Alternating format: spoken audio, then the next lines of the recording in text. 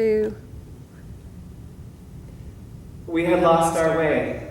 We had done evil in the eyes of the Lord, and for 7 years he gave us into the hands of raiders. They were so oppressive. We hid in shelters in the mountain, in caves. Whenever we planted our crops, they invaded like swarms of locusts, camping on our land and ruining the crops, not sparing a living thing for us. We were so impoverished. We cried out to the Lord for help. So there I was, threshing wheat in a wine press to keep it from the invaders, when the angel of the Lord appeared to me. The Lord is with you, mighty warrior. If I hadn't been terrified, I might have laughed. Pardon me, my Lord, but if the Lord is with us, then why has he let these things happen to us? Go in the strength you have and save Israel out of Midian's hand. Am I not sending you? Pardon me, my Lord, but how can I save Israel? My clan is the weakest in Manasseh, and I am the least in my family. I will be with you, and you will destroy all the Midianites, leaving none alive. This had to be a mistake. I was no Moses, no Joshua. He must be sending the wrong person. So I asked for a sign. I brought an offering. Then the angel touched it with the tip of his staff. Fire flared from the rock, consuming the bread and the meat. And then the angel of the Lord disappeared. All the Midianites and their allies joined forces and crossed over the Jordan and camped in the valley of Jezreel. Then the Spirit of the Lord came on me, and I blew a trumpet, summoning the people to follow me. And 32,000 came. And yet, the fear returned. I asked for another sign. I placed a wool fleece on the threshing floor. If there was dew only on the fleece and the ground was dry, then I would know that the Lord would save Israel by my hand. The next day I squeezed the fleece and wrung out a bowl full of water.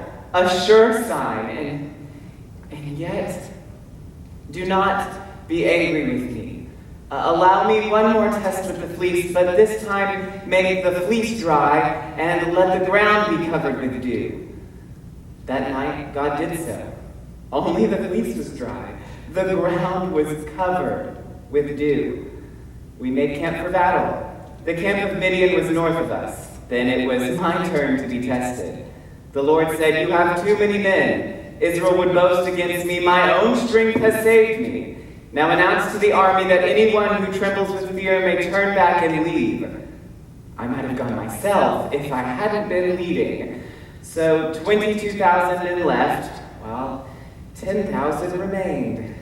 But the Lord said, "You still have too many men. Take them down to the river, and I will thin them out for you there." 300 of the men drank from cupped hands, lapping like dogs. All the rest of them got down on their knees to drink. The Lord said, "With the 300 men who lapped, I will save you and deliver the Midianites into your hands." 300 men against Midian and all of her allies. But during that night, the Lord said, "If you are still afraid to attack, go down to the camp with your servant and listen to what they are saying there." So we crept down to the outposts of their camp. Their people thick as locusts. Their camels could no more be counted than the sand on the seashore. I had a dream. A round loaf of barley bread came tumbling into the Midianite camp. It struck the tent with such force, it overturned and collapsed. This thing can be none other than the sword of Gideon, son of Joash the Israelite. God has given the Midianites and the rest of the camp into his hands. I bowed down and worshipped. We returned to our camp. "Get up! The Lord has delivered the Midianites into your hands." I divided the men into 3 companies, giving them trumpets and empty jars with torches inside. "Follow my lead. When I get to the edge of the camp, do exactly as I do. When I and all who are with me blow our trumpets, then from around the camp blow yours and shout for the Lord and for Gideon." And that is what we did. When the 300 trumpets sounded, the Lord caused the enemy throughout the camp to turn on each other with their swords. The Lord sent me to lead, but he was the one who delivered us from our oppressors.